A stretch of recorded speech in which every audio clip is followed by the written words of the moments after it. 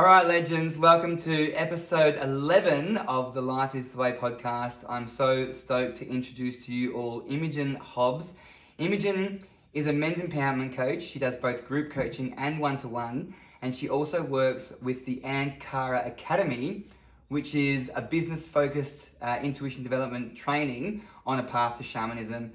We actually met a couple of days ago, probably more like a week ago now, at the Mind Body Spirit Festival, where Imogen pretty much just asked a bunch of really potent questions and stirred up all of my shit in like a 10-minute, you could call it like a 10-minute mini power session that we shared out the front of the Ankara Academy booth. And turns out I'm pretty intrigued in what she does, and thus wanted to get her on the podcast. So Imogen, thanks so much for being here. Awesome, thank you for having me on. So welcome. Can I quickly ask you what country we are on? Do you know? No, I don't. Neither. We'll find that out. We're coming to you from Maleny, which is like an hour and a half northwest-ish of Brisbane, and it's a super nice place. We're actually in Imogen's house right now, and I'm surrounded by plants and medicine drums and cards and crystals and ring-making equipment and everything that you could imagine would be in Imogen's house. Once you hear this podcast, I'm sure you'll agree. So it's super exciting to have you on the pod. I'd love, Imogen, if you could just share with us, for anyone out there that's like, what is men's empowerment coaching? What does that even mean? Yeah. So, best way I could describe this to you would be, you know how some men, not all men, but some men feel like they're really lost and in this state of despair, like they don't know who they are, they don't know what their purpose is, and they feel like they're crushed by the responsibility of having to do a responsible job and make an income and support a family, and some of them are going through a breakup or a relationship breakdown, and that level of just like, I don't think my life is ever going to get any better than this. I don't think it's ever going to be okay. Well, I help them through a vision method and group coaching to create self-awareness and understanding of why they function the way that they do, but also how to navigate and find a pathway out of that. Beautiful. I'm curious, why men? Why men? Why not women? Why men? So it started with women, definitely started with women, but then I've always had a knack towards being able to speak to men and to be able to understand how to create a safe space for them to be able to speak to me. And last year I made the switch. I had an intuitive sort of feeling that I needed to engage one particular person, and he just said to me on the phone, I've thought about this and I knew you were going to ask me, and if you're putting your hand out, then I'm going to grab it. And I had my first session with him the next morning, and I had 2 guys sign up within 12 hours actually. And I had my first session with him the next morning, and I came out of that session and I was just like, this is where it's at. This is where I'm meant to be. That felt not easy, but so in flow that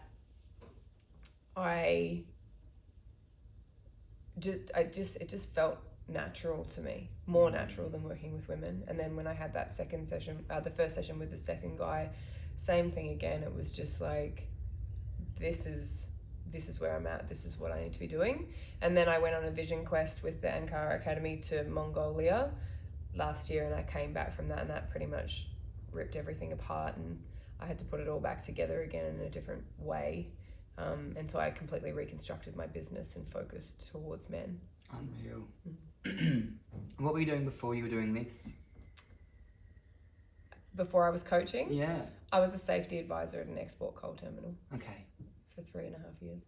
So, super different line of work. Yeah. Yeah.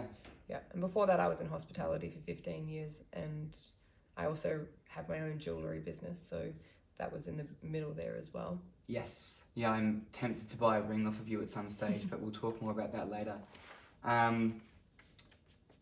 What do you think drew you to this work? Because I mean, going from like hospo to what did you say it was? Like a sales... Safety advisor. Safety advisor.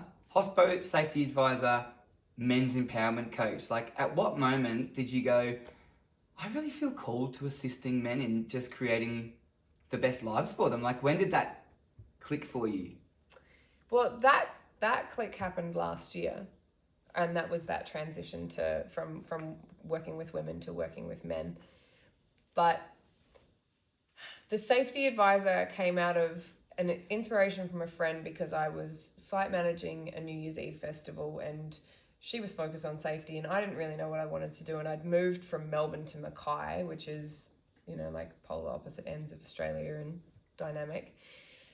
And I had been running my jewellery business, but I was all of a sudden super isolated. And so it was like, what do you want to do? I want to be a safety advisor. And then I manifested that job by changing all of my language. And I was like, this is what I'm going to do. And I rang and instigated that journey. And then 3 months later, I got the job.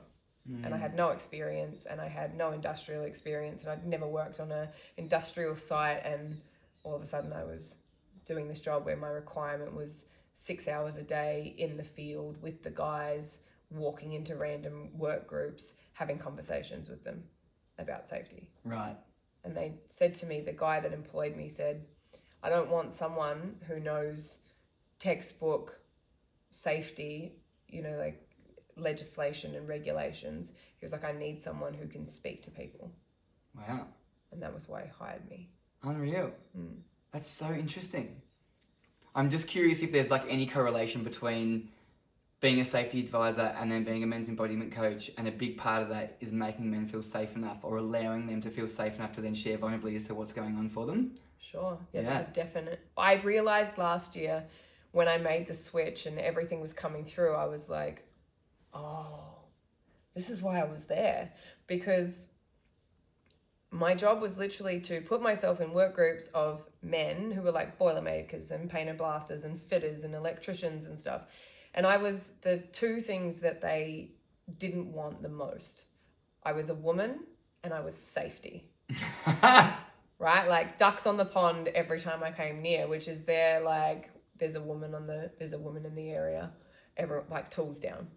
Right. And so I think that those guys had always been, like persecuted and told off and all of those sorts of things. And I would walk into work groups and be like, can you please just put your safety glasses on? Like, don't make me go through the process with you. I'm not here. I don't need to do that. That's like rubbish.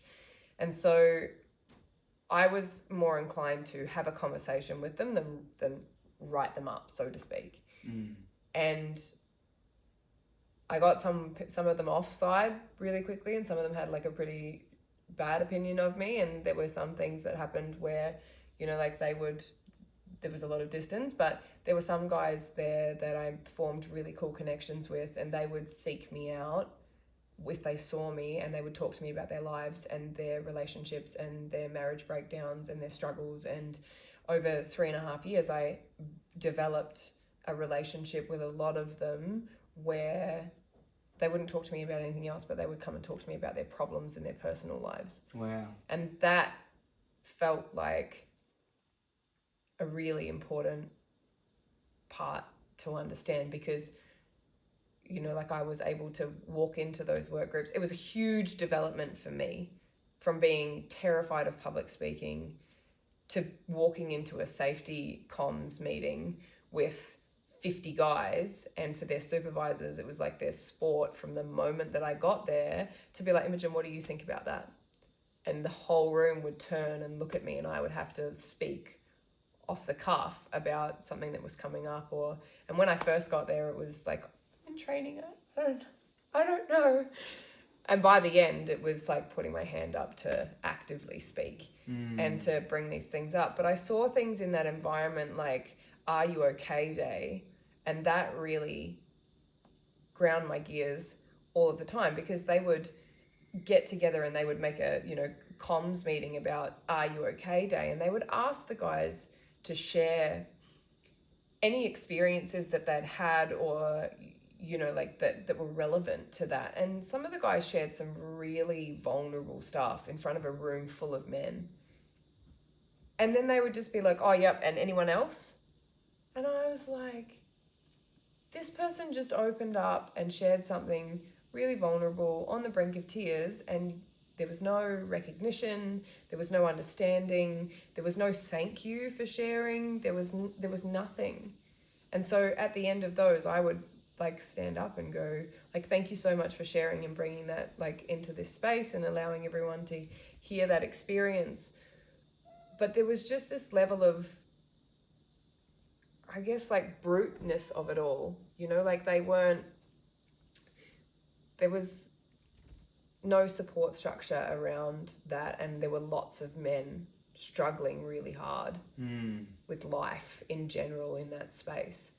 And I was more inclined, I've always been more inclined to try and help people fix their problems. And so I would listen to those conversations and I would give them support and advice. And I was getting coaching and healing at the time. And so, like for me, it was lived experience. It was, sharing that knowledge that I had, like in a space where I could make it some small semblance of difference into someone's life. Huge. Yeah. That's amazing. Yeah. I think what I love about that, and I feel quite similar in this, is that for whatever reason, you've got the kind of personality where people just are drawn to you to share where they're at and what's going on. And I love that. It feels like you're in the perfect job for what you're doing. We were talking earlier in the week about Mind Body Spirit Festival, because I spoke to Imogen for like 20 minutes about a few things that were going on with me. And then she shared that there was some other people that came up and they're like, oh my God, can we have a chat? Like la la la, and just dive straight in. And so I think it's nice. It's a nice thing that people organically kind of like feel that and know that about you without even knowing you. Like it's a really intuitive process, actually, which is super cool. Yeah.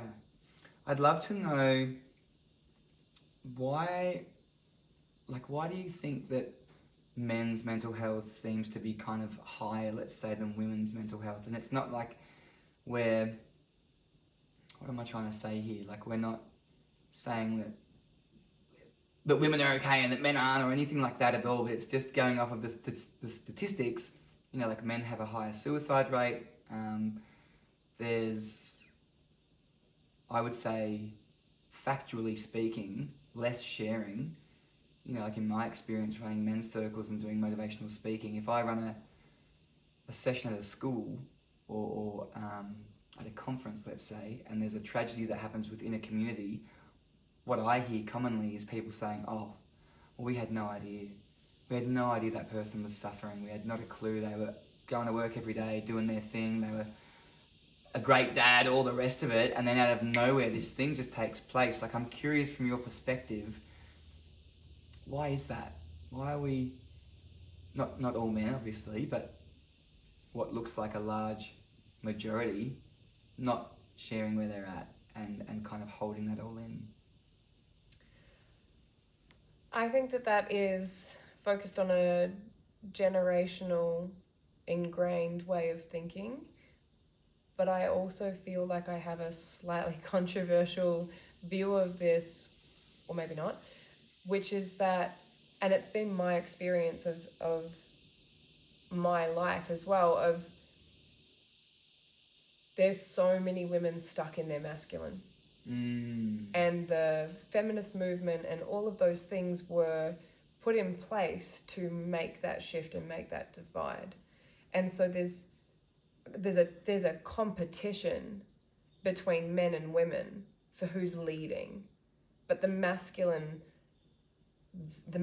natural place is to lead. Yeah. It's the feminine's job to lead to the path, and then the masculine to lead down that path. And that happens within each of us, within that yin-yang, masculine, feminine balance as well. Yes. But I find that predominantly women are in their masculine, and when a woman is in her masculine, it's really hard to get out. It's a big journey and it requires a lot of focus and a lot of support and accountability and showing up to that and recognition of that. And a lot of women don't see that. But women that have been abused or, you know, single mothers or, you know, widowed in some way, gone through any form of trauma, they are in their masculine, because that's the fight, flight, freeze. And as soon as that engages that stress response, then we're in fear and we want to be in control. And what I see in society is that women are trying to be in control. Men don't know what their place is. They've also been raised to suck it up, princess, dry your eyes, don't talk about it. Everyone else's problems are worse than yours. Like, you're a fucking idiot if you're struggling, you know, like there's this huge hefty programming that is societal conditioning from the generations before that that say just get on with it, do a good job, work hard, earn your keep, prove yourself worthy. And it doesn't function anymore because it's so much more complex than that. We are so much more complex, women and men, and we function in a different way. But there is this huge focus on be a manly man, like be a masculine man, but there's a fine line between arrogance and confidence. And what we're sitting in and what we see predominantly is arrogance, which is fear and misunderstanding of self.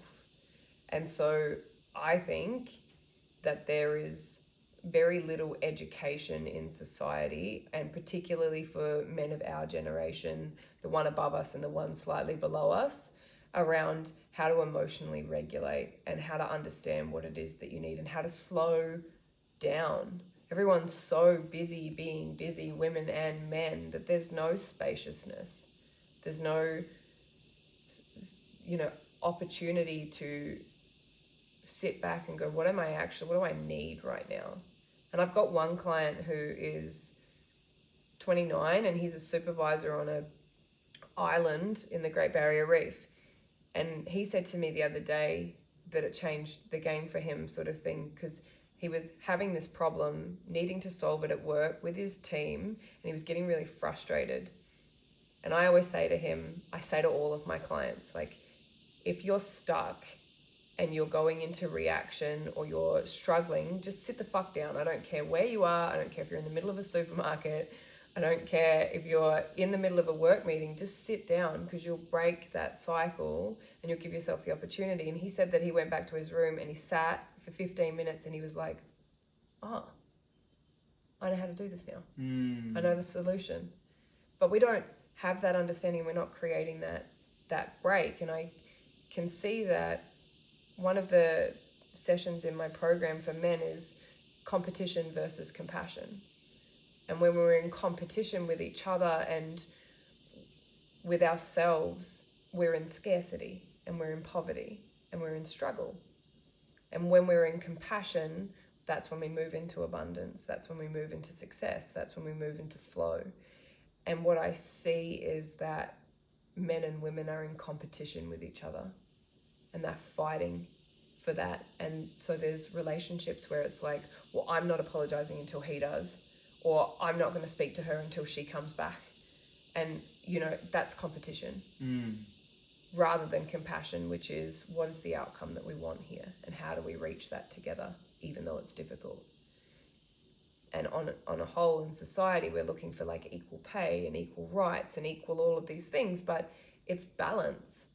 It's not equality, it's balance. I think. And so while we are in competition with each other, we aren't in compassion and we aren't in comfort, and men aren't safe in that. When they're in competition with their partner, there's no trust. And if they're not safe to share, then where are they safe to open up? And I get this a lot of like, men should heal with men. And I agree. But you also are looking for the balance. You're looking for the opposite. You're looking for the companionship that is a woman. And so if you do all of your healing with a man and you understand it from a man's perspective, and then you go out there and you try to meet women in the world, but you haven't worked on that aspect, how do you understand what it feels like to be around a woman who's worked on her shit, who's faced her things, who holds herself accountable, and who can support you and encourage you and believe in you in that journey? And I think that there's not a lot of that in society where we're moving towards that, but also women were the original safe space for men. Like young boys would cry to their mothers so that they could go out and work with their fathers or go and fight battles with their fathers. And that safety is not there anymore. We don't have it with mothers and children, with, partnerships. There's this big disparity in society that I see at the moment where men don't know how to be men because they don't understand themselves. I'm curious with it, in all of that, like I agree, like, men's doing men's work and women's doing women's work, but also and equally like coming together. A lot of my work is mixed gendered, apart from a men's circle, of course, but I've got this beautiful analogy that when I run a rites of passage program for a father and son camp, often there are some dads that can't be there. Sadly, some of them don't want to be there, which sucks. And who takes their place is the mother. And in that introduction, when I'm speaking to just the adults, the caretakers, I have this piece where I say that, psychologically speaking, you could say that the masculine acknowledges and the feminine nurtures. And so your dad, traditionally speaking, obviously we have both energies inside of us, is there seeing you, hearing you, validating you, understanding you, putting you on his shoulders and going, look at this, we've done it, we're at the top of the hill, and you're going, wow, look at this. And your mum brings you in and holds you close and nurtures you and lets you know that you are more than anything that you ever thought you could be. And so what we need from our parents is this consistent flow of energy, which you could call love. And so basically whenever that flow stops, we go, oh, that really hurt. Okay, don't do the thing that makes the flow stop. And so if we look at the idea of, say, toxic masculinity, which I know is a phrase that not everybody loves, but also I'm not here to sugarcoat anything. It's like if I had a crash on my bike, my dad, through no fault of his own, would be, I'm crying, I'm emotional. He's like, mate, you'll be right. Stop your whinging, you big sook. Come on your bike, get up. Don't worry about it. No big deal. And I'd go, oof. Okay, that really hurt. I didn't get accepted or validated or seen at all just then. And the likelihood of my school friends, I'm 38 years old, having fathers like my father, is very high. So when I complain to them, they're like, oh, where, mate? Call the ambulance. Not seen, not heard, not validated. And the likelihood of my male teachers having that same line of thinking is very high as well. And so I grow up in this world going, all right, if I share, I'm basically outcast, I'm rejected, I'm sent away from the group. If I crash my bike and I'm limping away on the verge of tears and my dad looks at me and I put my thumbs up and I go, I'm all good, Dad, I'm all good. And he'll go, that's my boy. And it's like, so I'm getting praised for being strong and tough and looking like I've got it all figuring it out and ultimately suppressing my emotions, and then punished for sharing vulnerably as to actually how I'm feeling. And the reason why I share this in relation to, working with mixed genders is because in those rites of passage programs, I don't know how many women out there actually know that there is this stigma of a man to be strong and be tough and not cry and look like you've got it all figured out, which ultimately is suppressing anything that's coming up, which is absolutely toxic within itself, right? And so these mothers in this group, I finished that kind of short story and I said, is anyone called to share how they're feeling in this moment? What's coming up for them? And these women go, oh my God, Tom, I think I've just learned more about my husband and my son in the last 10 minutes than I ever have in my entire life. Like, how many things do I not know about them that they're not sharing because they look like they've got it all figured out all of the time? And it's like, this is the thing, like, we don't know what's going on behind closed doors. People are rocking up with this character, this identity, this archetype, like, yeah, I'm all good. But when the lights are off and nobody's home, we're lying there going to sleep, what's actually happening? And if we're not asking questions and checking in, then how do we know? Huge. Massive. Yeah. Yeah, and I've had, I agree with that so deeply. And I've had feminists, like women, say to me, I had one walk up to me in a cafe and she was like, who are you? Like, I need to know what do you do? And I said, I'm a men's empowerment coach. And she was like, really taken aback, really riled by it. And then she said, like, how do you deal with their egos?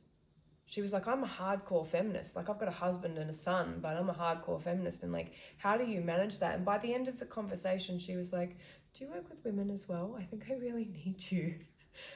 Because for me, I'm challenging that. I don't agree with toxic masculinity at all, because to me, toxicity is just pain, and it's pain that's misunderstood. And if we're labeling people as toxic, then we're labeling them in a way as broken and not, like, we can't fix you, you're toxic, you need to be over there. But hurt people. And so the toxicity is pain. And if we don't understand the pain and we're not stopping to dig deeper into that and go, well, hang on a minute, like, what's caused this? How did you get to this place?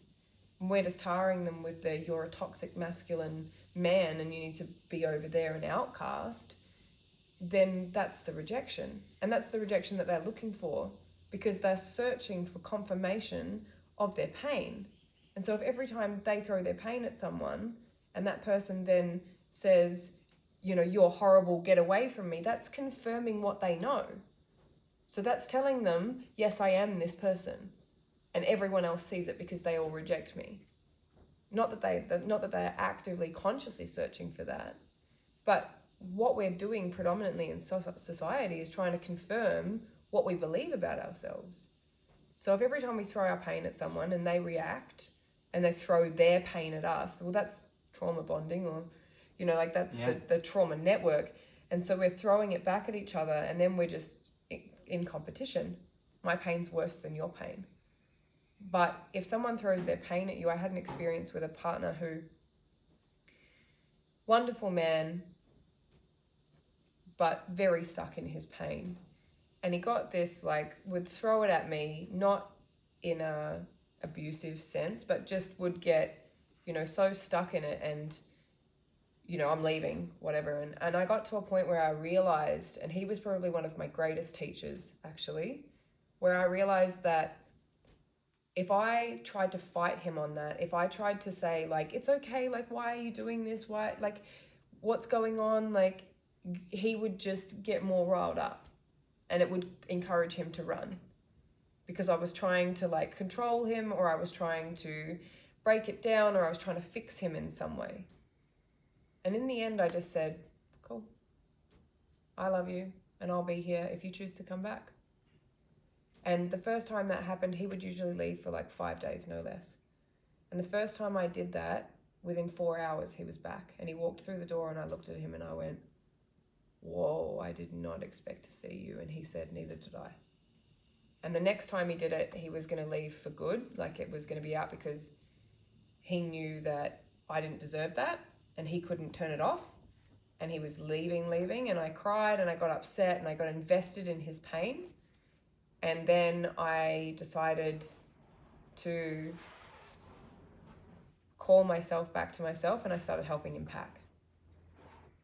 And I was like, if you're leaving, I don't want anything here of yours that's going to remind me of you. If you're leaving and you're out, then be gone.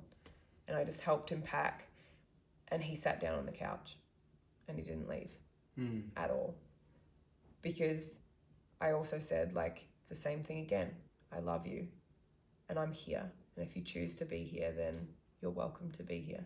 And I didn't try and fix it, and I didn't try and solve it, and I didn't try and break it down when he was in that state. But I also did the opposite of what he was looking for. He was looking for me to reject him. And I accepted him in all of his pain, in all of his shit, in all of his trauma, in all of his dis-ease. I accepted him. And that's the hack into the program. They're not expecting that. They're expecting a response that is rejection. So then what would you say, and I love that, by the way, like, that was such a beautiful share, and I agree completely, like, it's, love wins every time. What do we call that? Because I'm not saying that toxic masculinity means that it's all of the person, but it's a behavior that is portrayed from time to time. And I wouldn't say that. Like, I haven't said to someone, oh, you're a toxic person. I would never say that. I would do the exact same as you and really hold them in their pain and operate from love. But then what's the phrase? Like if I think of my workshop, it used to be relating from the heart with an emphasis on toxic masculinity. And people were like, oh, that's not a great phrase. And I'm like, well, I know it's not, but that's what it is. When you're acting in that way, unconsciously, unaware, through your own unprocessed traumas and core beliefs, that's not a great way to behave. And so then we changed it to relating from the heart with an emphasis on healing the masculine, which sounds nicer, but I think there's a part of me which I'm willing to switch. Obviously, like I'm open to having this idea be shifted. But to me, that's what it's been. Like I was toxic. I was a toxic masculine guy in my teen years and early 20s. And there's shame and guilt that is peppered on like some of the things I said and did to fit in. Just to fit in, to belong and to make sure that I was a part of a certain crowd. And the jokes and the language wasn't just me, it was everybody else. And I think back to that and I'm like, wow, that's not a great version of who I could have represented back then, but also in the same breath, it's that moment in my life that made me who I am today, and the strong men, the good men that actually called me in, not called me out, didn't publicly shame me in front of everybody else, but called me in and said, hey Tommy, I know that you've got the biggest heart in the entire world, and I know that any joke that you ever tell is not intended to offend anyone, but that sexist joke that you just told, you've definitely just offended that woman over there. And I reckon you want to rectify that. There's no space for any of these in any circumstances, even when you're just with the boys. And, like I can still remember clearly, like exactly where I was standing, the joke that I told, and the way that I felt after this beautiful man, Lex, if you're ever listening to this, that was you, calling me in. And I apologized, with tears coming out of my eyes to this woman. And to that day, I hear what I would still call toxic behavior of, really inappropriate sexist jokes, derogative language used about women. And I think I have an understanding of the apple doesn't fall far from the tree. And if our environment of which we were brought up in was like that, and our friend circle was like that, it doesn't excuse the behavior at all. It doesn't mean that it makes it okay, but it means that you as the person listening to it can go, all right, well, we can only hope that this person isn't intentionally being an asshole. They just don't know any different. And everyone's doing the best they can with what they've got. And so just like this guy did for me, I would pull this person aside whenever there was a bit of space and say, hey bro, I'm sure you don't mean any ill intent by your jokes or your language or the way that you're kind of speaking about women, but I'd just like to bring to your awareness that this is really not on. And, here's the potential outcome of what we're doing, and as men, let's try and not be a part of the problem and start becoming a part of the solution by changing our language and changing our behavior and really stepping up into what it looks like to be, in support of women. And not, like I love what you said before about equal, I wrote it down. We were talking about equality versus balance. It's like, we don't want to go above them. We're not trying to beat you. We just want to be equal. Just like next to, supportive of each other. Which is balance. Which actually, I wrote that down because you said equality versus, you were like, not equality, balance. What's the difference? I thought equality was balance. If we've got equal pay and equal rights and equal everything, that's a balance. The scales are equal. Not necessarily. I don't agree with that, because if there's balance, like balance is understanding your resources and what you have to give, and being able to come home and have the dialogue with your partner that says, hey, I'm feeling around 20 today and I really don't have it, and him saying, well, I'm up around 100 so I can cover your, like that extra bit for you. That's balance. I love that. That's not equality, because it's not equal. It's not saying, well, we're 50-50. It's not 50-50. It's give and take.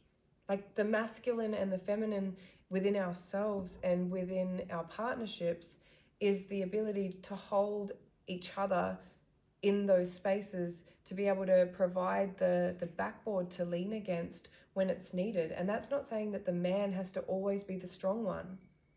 You know, like men want women that can hold them in that space where they can put down the strong man persona and they can put all of that down and they can be vulnerable. But in that also, your partner is not your therapist. And so we need to be able to have that understanding of like, when do we need to share and what do we need to share and how do we regulate that for ourselves? So the toxic part around that is, I think, like in line with what you were saying before, of like, if you say this is to confront toxic masculinity, I can't remember exactly what your title was, but is any man going to come out and be like, yeah, that's me. Yeah, I'm super fucking toxic. But is that approachable? Because the question is, someone didn't come up to you and say you're being a toxic man. They asked you about your behavior and they called it out and you went on a journey to open that. But that's like saying, you know, like narcissism is the hardest diagnosis to make because a narcissist is not self-reflective and they won't say, yeah, I'm doing that. A man's not going to stand up and be like, yeah, I'm super fucking toxic. They don't think that. True. It's a survival mechanism. It's a defensive mechanism. It's fear and it's pain. So for someone to stand up and go, yeah, I'm being super toxic, I think that that's alienating in a lot of ways. The same as if we're labeling them that. Like for a man to come forward and say, yeah, I want to do this because I think I'm toxic, it takes a lot of self-awareness to get to that point. True. To break that down. So if we are to, let's say hypothetically, run some kind of, whether it's like a group coaching session like what you're doing or a workshop like what I'm doing, and we're wanting to invite in men who are experiencing a lot of pain, and that, you know, being outwardly manifested as, I mean, gosh, a whole bunch of, it could be a bunch of things being said to other people or things that they're saying to themselves, misdirection, lack of purpose, all of these different things. Like, what would you, in your experience with this, because I am agreeing with you actually, which is good because, you know, it's changed. It changed like 8 months ago to healing the masculine as opposed to toxic masculinity. So I do hear you and I do agree that men would be less likely to come to something that was called that. But if we're wanting to really invite men to step up and look at the role they're playing in the relationships that they have and how they can deepen those and potentially soften and feel and release what's not serving them, what is a phrase that invites men in that are hurting in that way? Like, you know, what works in that way? Well, who are we talking to here? It's like it's sales and marketing, really. Like we have to speak to their pain. Because if we don't speak to the thing that they're actually experiencing, then they're not going to identify with it. Men don't necessarily, in my experience, identify with masculinity as a term, as a phrase, as a word. If I talk about masculine, feminine balance, a lot of guys are like, they lost me. Like, where are we? Right? But if I talk about the fact that they're going into being passive aggressive, right? Because, you know, like they're stressed or they're frustrated and they get into a situation and nothing's working the way they want it to and they become passive aggressive and they're like, I'll just fucking do it myself, get out of the way, right? That's the outcome. That's what they're experiencing. The process that we go through is understanding how do they get to that point and how do they set it up in the first place? And what is their boundaries and what does their communication look like? But if I use that language, they don't, until we go through it and we actually like unpack it and explain it and move through it in a session, that language will go straight over their head. But they understand that, like, you know, I said it to the first group that I had last night for the new group coaching program. And I said to them, like, how many of you say you're a fucking idiot in your head? Yeah, to yourself. To yourself. Yeah. And they went, without a doubt, across the board, all of them said, yeah, I do that. Yeah. So we have to approach what they're actually experiencing, because we've done the work. You and I have obviously been on the journey. We've confronted ourselves a multitude of times. We have an in-depth understanding of what that looks like, because we've gone through it and we've experienced it, and we've called ourselves out a million times. When I spoke to you, you were like, doing all these wonderful things. And I hacked into that straight away, but you showed up to that. You didn't back away. And even though it was challenging and you came back and you said, that really triggered me and it fucking threw everything apart, you still showed up and you kept showing up to it.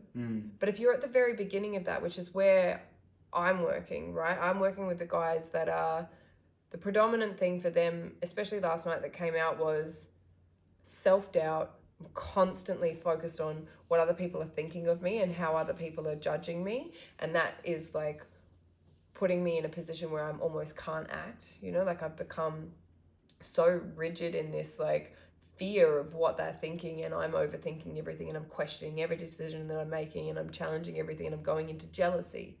And one of the guys is struggling heavily with jealousy, right? But if we're speaking to the solution without them understanding what the problem is, and in their language and in their struggle, then we're never going to get to them, because they can't identify with something that they don't understand, because you only know what you know. True. Right? So if you're speaking in the terms of where you want them to be, but they're not associating with how that relates to where they are and how that's going to get them from there to that outcome. And that's why I created the group coaching program, because all of my clients, we were focusing on the same thing. And I was like, we just need a foundation of understanding and knowledge going on here. Like, we need to understand in this space, it's a waste of my time and a waste of their money and time if I'm doing the same thing with everyone, just building this foundation of knowledge so that they can be self-aware and understand themselves. And one of the guys, well, actually all of them from the last one, but the resources check-in was one of the biggest things for them, because they knew that then if they did a resource check-in, which is how much time, energy, money, love, how much do I have to give in this moment? And if that number drops down low, then they know that they have to take care of themselves, and they have to go slower, and they have to put, you know, like things in place to bring themselves back up. But they also know that if they go into that low resource state, they're more inclined to go into reaction. They're going to drop their boundaries. They're going to people please. They're going to, you know, all of those traits are going to come back. So we create the foundation of understanding and the foundation of knowledge so that they have that language. And I have men like a grazier from Outback New South Wales who is now having resource checking conversations with his sons. And that wasn't happening 2-3 months ago. That language wasn't there, but now he has that language. He's changed everything about the way that he's operating. Unreal. I'm getting a lot out of this personally, because I know that for me, like that, the workshop that I run, Relating from the Heart, you know, is, I mean, it's based on a lot of things, but it's about consent and boundaries and love languages and attachment styles and non-violent communication techniques and whatever the phrase is that I'm trying to now switch in an even better way, but you know, navigating toxic masculinity or healing the masculine, as well as violence against women. And it's interesting to hear your perspective on this, because naturally the idea is to get as many people in there as possible and share this work, and to, you know, move through this collectively together to assist each other to become the better versions of ourselves and bring in that balance. And it's so interesting, because I think the phrase of a certain thing can either call people in or it can push them away. And so I know that for myself, after this, I'll be sitting there going, okay, what am I really calling this workshop? That's been out for like 3 years and going relatively well, if I can say that. But it's interesting. I'm in full agreement of like, no one's coming in going, yep, I'll put my hand up to that, I'm bloody toxic. And then also, even when I changed it, which I thought was a good idea, and that was, you know, an invitation from a few friends to healing the masculine, I fully agree with that too. Like, now that I'm thinking about it, like, I feel like the majority of men that I would like to be there be like, healing the masculine? What does that even mean? What does that even mean? I'm not going to that. It also sounds soft. Yeah. Right? Like it's for those men that are stuck in that fear program, in that pain, in that rejection, rejection of self and all of those things, healing the masculine is like, oh, I don't want to be fucking soft. Yeah. Like, what would I do that for? It doesn't speak to where they want to be. True. Like, they don't even know that they're in pain. Yeah. Like, most people don't know that they're in pain and that they're in a reaction and that they're stuck in this fight, flight, freeze position. They don't know that they are stuck in struggle, in chaos. They don't actively, consciously know that. Well, this is the thing that I find so intriguing is it's happened for such a long, it's happened for such a long time that it's basically become the norm. And so if we think of our base layer nervous system being regulated might be down here, for theirs, it's up here, but that feels normal. So they're heightened all of the time, but it's been so consistent for such a long time that they're like, well, this is just who I am now. When actually there's so much underneath that there's a, what would I say? There's an ability to not be reactive, not be playing out the same old patterns once, we become aware of what's going on and really make a choice to, I guess, return home to ourselves, really, and what that looks like. The true, authentic, rawest version of that person. Yeah. But everyone's trying to climb out of their skin. That's right. And escape. And so that home to yourself concept is foreign. It's so foreign, right? Like if we're in a state of dysregulation all of the time, unknowingly, because we're conditioned that way, and we've been born with our parents' trauma and their parents' trauma and their parents' trauma, and like we experienced yesterday, sometimes that goes back 18 generations you can access. Yeah. Right? And you've experienced that now, and it's like the information doesn't have to make sense to you, but you're holding it in your body. And so a lot of that reaction isn't even yours. True. And we don't know, because it's been there through so many generations, it is normalized. And until we can start to understand how to regulate that. So for me, I'm working on creating emotional independence, which is that I know what I need. I know how to regulate myself. I know when I'm triggered. I know what my triggers come from. I know what they mean. I know the patterns, and I know how to bring myself back into a regulated state. But most people don't even understand that they're reacting. They think they're responding. But if you're in a heightened state in any way, you're in a reaction. And if you're in a reaction, you're never going to make a decision that is rationalized towards your greatest potential, your greatest experience, your greatest purpose in this world, right? We're functioning in this society that says I have to work hard and I have to earn my keep so that then I have permission to retire. Yeah. Which means that then I have permission to live my life. And so that's scarcity. Retirement is scarcity. Because if you do what you love, and that's the Japanese word ikigai, right? It's doing what you love and finding the thing that you love so much that you would do it until the day you died because you're so passionate about it. But in our society, we've created this like slavery system that means that you have to work until you have permission to stop working, and then you get permission to live. And so in that state, we're not coming home to ourselves because we don't even understand what that looks like. And we're, in this state of constant pursuit of trying to get financial freedom or trying to get some sort of level of freedom so that then we have permission to be ourselves. Coming home to yourself is the most foreign concept ever. Yeah, I agree with that. And I think the thing that I find so fascinating in all of this is like intergenerational trauma has always blown my mind. And I feel like, I think the most basic way, and fill in the gaps here, because I think you'll be able to, I can sometimes butcher this, but it's like 3 behind, yes, more, but to keep it simple, 3 behind, 3 in front, and you're in the middle. And so your mother's mum had the egg for her in her tummy, which had the egg for you.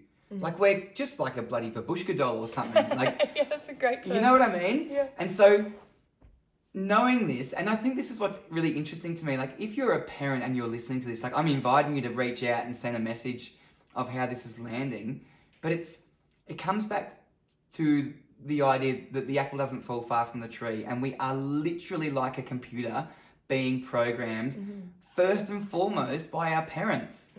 And so, you know, like I have a part in my workshop where I speak to women not having strong boundaries when it comes to intimacy, and who knows, probably other things as well.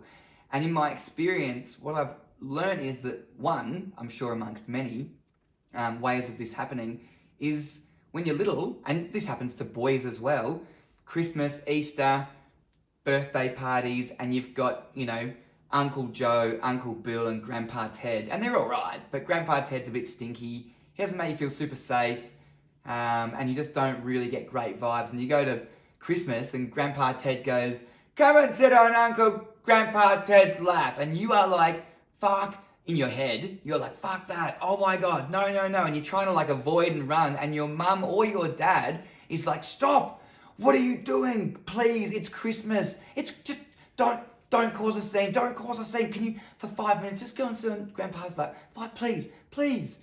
And what do?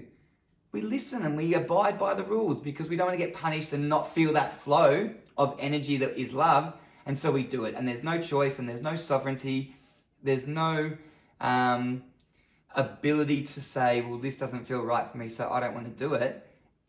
And I feel like with all of this stuff that we're talking about, you know, intergenerational trauma, where the behaviors come from, be it in this lifetime or another, like, what are we teaching our kids? You know, like, ask yourself that question. What are you putting on them? What beliefs are you ingraining into their brain? Like, it's just so wild to think that would have such a huge impact. So yeah, I'm intrigued by it all. Well, I really am. The thing about that is that you only know what you know. And so if what you know is that, and what you've experienced is that, then you're not going to teach them something different because you don't understand a different reality. But if you don't know that there's something wrong in that, or that there's something not ultimately, you know, beneficial in that, then why would you change it? True. And that's the cycle breaker. That's the journey of the cycle breakers, and it is that going against the grain. It is that self recognition of, this isn't fucking right. I have to change it, and I don't even understand why. Like, that's been my journey of like, this doesn't work, and I have an insatiable need to figure it out and to change it and to do something to break the cycle of my family. And now that I've worked and trained in the way that I have, and I have an understanding of an ancestral inheritance and the way that all of that comes through, and the energetics and things like that, then, which I guess, to, you know, a conversation that we've had prior to this is the term shamanism, right? Because I have that in my understanding now, and in my vocabulary and in my body, I'm able to see the impact of that on a much greater scale, and I've worked really hard to shift that for my family. But if we're not actively in pursuit of that, then the ego wants to stay where it's comfortable, and we're not going to change it. And if you don't confront it, your children will, and that's your 3 behind, 3 in front, right? Yeah. If you don't do it, then it gets passed on to your children. But every generation that it comes down, it gets worse. It gets magnified. The pressure cooker gets turned up because they want, like, your ancestors, your lineage, your soul wants to shift from that pain. Because if you're anchored in those constraints, in that conformity of programming and everything that's bad that's happened, and you're anchored into a past version, and you're stuck there, and you'll dwell on it, and you'll run around in circles in that, like, I've just got to survive, I've just got to get it going, I've just got to, you know, get enough money so that I can retire, so that I can be comfortable, so that then I can do what I want to do. You stay stuck in that. And when we go into breaking the cycle, that is the active pursuit of it has to change, and it has to be different, which means that we start anchoring into a future version of, and wondering, like, how can I change this? How can it be better? Why are we stuck in this? And then when you start to get that appetite for those questions, and you start to get hungry for, it can't be like this. Like, for me, when I was a safety advisor, I ended up getting made redundant, and I sat down and I went, like, and it happened overnight, and I sat down and I just went, I made this decision, and I'm quite good at doing things like this, but I just went, I'm not getting another job. Like, I've got 50 grand in the bank, and that was going to be towards a house. I'm not getting another job until I know what I'm passionate about. Because I could do this and I could do it well, but I was bored. Ultimately, I was bored. It wasn't that I wasn't learning, I was, but ultimately I was bored because it didn't call to me in the way that I wanted to be called to, and nothing ever had. And so I sat down and I was like, I'm fucking done with this, getting a job and being good at it and then just having to move on. I'm not getting another job until I know what I'm passionate about. And that required me to confront myself on every level possible. I worked with an inner child healer. I worked with my mentor and teacher and coach at the time, Heather. And I confronted myself for a whole year. I gave myself until June, and I said, right, well, like, I'm not getting another job until then. And then June came and I was like, I'm not ready. And I pretty much sat with myself for an entire year. And I did some training and I did that like intensive inner child work, but I was just digging. And if I wasn't working with them, I was journaling, or I was sitting at the beach in contemplation and reflection and sitting with my guides eventually when I got onto that journey. But I confronted myself so many times because I was just like, this has got to stop right here, right now. This has to stop. I'm not doing it again. I need to find what I'm passionate about. And I had no idea what that was. And I never set out to be a coach. That unfolded because my mum said, your cousin's watching you and she's, you know, like, and it's having an impact. And so I rang my cousin and said, like, this is what I'm doing. Do you want me to coach you? And she was like, yep. Wow. And that was how it started. Like, and we did an exchange, and that was like the first 6 months of me just coaching my cousin on like creating these things that I had understood that had helped me shift it for myself. Unreal. And it just unfolded from that point. I think one of the things that I really feel called to share in this moment, which I love this, is that, you know, it's a cycle, right? And this is such a beautiful share, actually. There's a talk I've got called Bridging the Gap that I've thus far only run for high school students, and all boys at that, you know, normally between age like 15 and 18. And I would share the same story I shared earlier about, you know, the consistent flow of love and energy that we need from our parents. And then when that stops, kind of going, oh, okay, don't do the thing that made the flow stop. And within that presentation, I would say, can I just get a show of hands?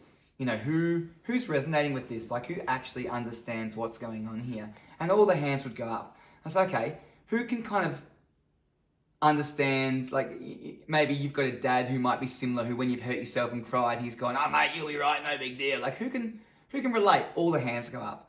I say, right, remember here that everyone's doing the best they can with what they've got. Where do you think that your dad learnt to parent you? You've got 280 kids here, and one kid will whip his hand up and go, his dad. And I'm like, right, and where did his dad learn to parent him? And he goes, his dad. And the next one, his dad. I say, right, and where does this cycle end? And they all look at each other and one kid goes, with us? And I'm like, yes, oh my God, yes, it's with you. It's absolutely with you. And I think this is such a beautiful thing to understand and to honor and to respect, is that, you know, it's like, again, we're not, you know, I would say to these kids, I'm like, this is not an invitation to go home and berate your father and be like, because of you, I never cry anymore, or I've suppressed all these emotions. You know, they did the best they could with what they had. And now it's up to you to stop the cycle. Stop calling your mates out. Stop ripping on each other. Be more open to having conversations around how you're feeling. When someone says, how you going? Don't say the common response, yeah, good, if you're not. You know, find the support networks within your friends and start opening up, you know? Take off your armor. Well, and I think that one of my gripes with that is that it's the same as your partner's not your therapist, neither are your friends. And if we're going with this thing that we don't understand to this other person who doesn't understand it either, and doesn't have good boundaries and doesn't understand what it looks like to be have energetic hygiene and to be able to hold space and all of those sorts of things, then we're going to our mates and we're offloading on them, and they don't understand that, so they take it on. And then you've taken on your friend's trauma and you're holding it because you don't know how to put it down and you don't know that you've taken it on. But it's the same as looking at the parents and going, this is the rites of passage, part of the rites of passage piece, which continues on as we get older. And it's like, do you look up to where your parents are? Are they in the position that you want to be in? Are they living the life that you want to live? Are they in the financial position that you want to be in? Have they got the support network around them that you want to have? Are you looking up to that? Well, if you're not, why are you asking for their advice? Why are you taking it? And so if we are looking up to people and we are getting advice and support from people who are stuck in the same mud that we're in, where are we going to go? Where are we going to get to? This is why we need outside help. This is why I truly believe we need coaches and therapists and men's circles and women's circles and all of those things, so that we have opportunity to get advice and perspective and guidance and support in ways that help us to move forward and to navigate that and to learn the tools to be able to regulate it for ourselves. What I'm not saying is that we're going to need that forever. But what I am saying is that we need those people ahead of us that are saying, this is how you manage that. This is how you could manage that situation, so that you can upgrade your understanding. But if we're constantly looking for our support to be the network that surrounds us, and that network is stuck in the same shit that we're in, and that's our parents and our friends and all of those sorts of things, particularly for young people, it's like your friends don't know how to navigate your pain, and they don't know how to hold space for that yet. They haven't learned the skills, most of them. And so if you're then going to them and being like, this is all my pain, they're going to try and fix it in the best way that they know how, which is the same way that you know. But then they've taken it on. And once you've taken on someone else's baggage, if you're not offloading that, if you don't know how to, maneuver through your energetic hygiene practices, if you don't know how to hold that space and not take that on, you are taking it on, and then you're taking ownership of it. And that's the same as the children, right? Like when the dad says harden up and get on with it and dry your eyes, princess, they are taking on that level of understanding. They're taking it on as their own. They're taking on his pain and his inability to understand his emotional state of being. They're taking it on and they're taking ownership of it, and now it's theirs. And they don't even know that they're carrying it. Which I think is interesting, because what I've heard, which really resonates, is that adults who try and stop someone from being emotional, so their kids are having a tantrum or just unconsolably crying, like, it's all right, come on, you'll be right, stop crying. It's actually not so much to stop what they're doing, but to ease their own discomfort of them not being able to hold the emotion of their own kid, having an emotional release. And so I think it's interesting. You've got some epic perspectives, which I'm loving, because I feel like, fortunately for me, in that particular workshop, we go through nonviolent communication techniques and ways to kind of hold space for your friends. But I fully agree that if you're getting advice from someone that's stuck in the same mud, you're not going to go very far, which is awesome. Can we have a live check-in? Have I got you for 9 more minutes? Is that right? You got me for 6 more minutes. 6? Yeah. Man, that sucks. I am so enthralled by this. The only other thing that I can offer is that we put a pause on it, and then I have a bunch of clients, and then we re-initiate the conversation in the afternoon if you want to continue it. I feel the same way you do. I feel like we're only just scratching the surface. I know! Oh my God, I'm like, why? Yeah. Or we could do part 2. Part 2 would be cool. Sure. I'm totally down for this. I love this conversation. Yeah, me too. I think it's so healthy as well, because, in society we have such a perspective of control, of need to control and need to fix things. And in that space, we're not really allowing people to just, that's the parents trying to keep their kids safe. And that's their understanding of safety, is don't go into it, because the tears or the tantrum or the fear equals pain, and I want to protect you from that pain. But then we have this perspective that, parents are doing the wrong things by their kids in that, but it's just safety. They're trying to keep them safe. And that's why parents want to keep you small. And that's why my mum said to me, just get another responsible job. I really don't know if you should be doing this. Why don't you just get another responsible job? And I was like, because that doesn't fucking fulfill me. Yeah. It doesn't satisfy me, but she wants to keep me safe in the environment that she understands, because she's not ready to break that cycle. She's not ready to bust through that. And now she's watching me do it, and now she's understanding it, and we have lots of conversations about it, and it's not always easy and it's not always comfortable. But she's watching me break this cycle. She's watching me push, and it triggers her safety mechanism all of the time and her fear.